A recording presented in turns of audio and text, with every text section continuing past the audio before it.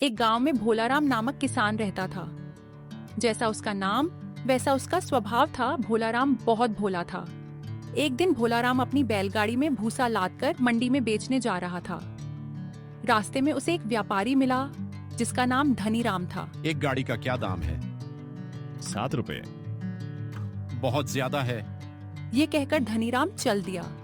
सौदा पटा नहीं, ये सोचकर भोलाराम मंडी की ओर चल पड़ा।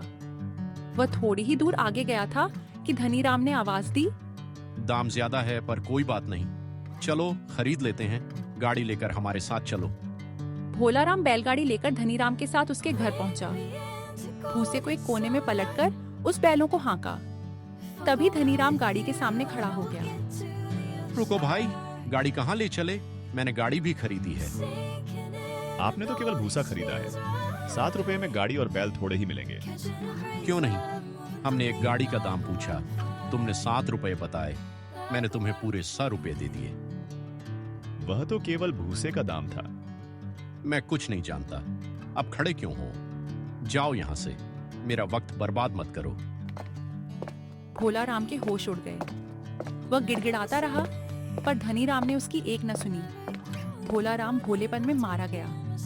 घर पहुंचकर उसने अपने बेटे को पूरी कहानी सुनाई। यह भी कोई बात हुई? मैं उसे ऐसा मजा चखाऊंगा कि याद रखेगा।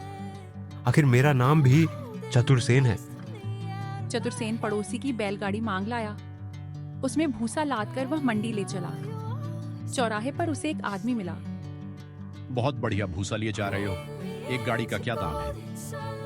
वही शब्द सुनकर चतुरसेन को लगा कि न हो, ये वही आदमी है जिसने मेरे पिता को ठगा था। फसल अच्छी हुई इसलिए दाम कम है। अब आपसे मोल भाव क्या करना? आपका कोई छोटा बच्चा है? हाँ, एक बेटा है। पर क्यों?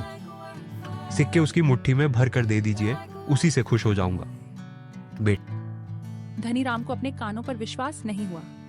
बस मुट्ठी भर सिक्के। वह भी छोटे बच्चे के हाथ से मन गदगद होता वह चतुरसेन को अपने घर ले आया। बाहर बंधे बैलों को देखते ही चतुरसेन ने पहचान लिया कि ये उसके ही बैल थे। पास ही उसकी बैलगाड़ी पड़ी थी। उसे पक्का विश्वास हो गया कि यह वही धनीराम है जिसने उसके पिता को ठगा था। भूसे के पहदेर पर उसने अपना भूसा पलट दिया। धनीराम अंदर गया और एक बच्चे को गोद में लिए बाहर आया। मुट्ठी बढ़ाओ और मात्र हाथ में सिक्के डाल दो। बच्चे ने जैसे ही हाथ बढ़ाया, चतुरसेन ने उसकी नन्ही कलाई कसकर पकड़ ली और चाकू निकालकर बोला, ये क्या? छोड़ो इसका हाथ। सेठ जी, सिक्के मुट्ठी में भरकर देने को कहा था ना?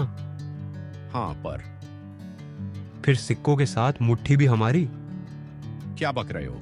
मुट्ठी में सिक्कों का मतलब नहीं कि मुट्ठी भी काट लो। मतलब तो केवल सिक्कों से मतलब है नहीं।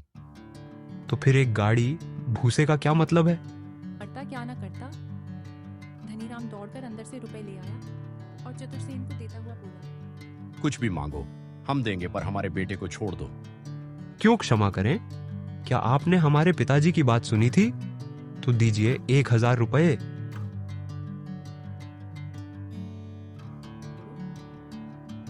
चतुरसेन ने हाथ छोड़ बच्चे का गाल थपथपाया और कहा, जाओ बेटा, अपने बाबू से कहो अब किसी भी किसान को ठगने की कोशिश न करे।